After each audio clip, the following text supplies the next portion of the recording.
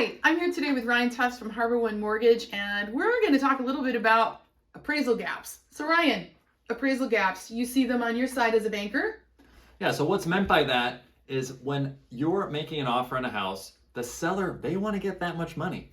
However, they're nervous that because it's such a competitive situation right now, if their property has been bid up and up and up to the point where there hasn't been enough sales for an appraiser to really prove that the property is worth that much, and we feel it's worth that much because there's a lot of willing buyers, there might come a case where you're willing to pay this amount of money, but the appraiser says it's only worth this.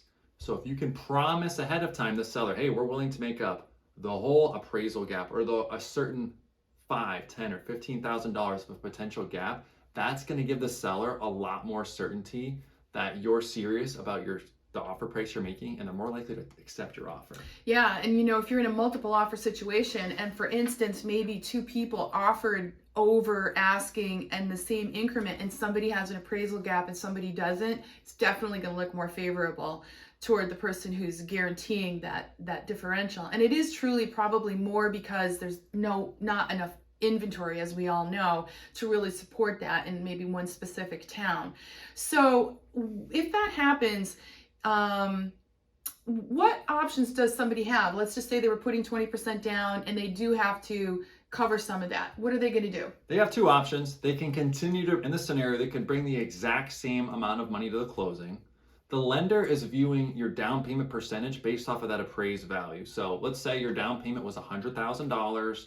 There's now an appraisal gap. You could still bring $100,000, but now in the eyes of the lender, you're not quite making the 20% down payment, so you're going to pick up a small amount of mortgage insurance. But if you're already making a 15 to 20% down payment and you have a good credit score, you'll be surprised about how low your monthly mortgage insurance is going to be. So that's the way to do it and keep your out-of-pocket the same. You can also do it where you're just going to bring that much more money to the table and keep everything else equal.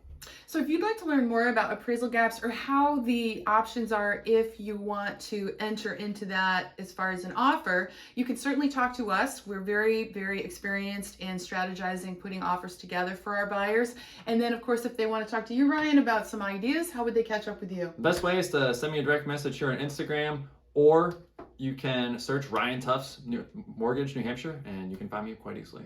And we're at paulamartingroup.com. Thanks for watching.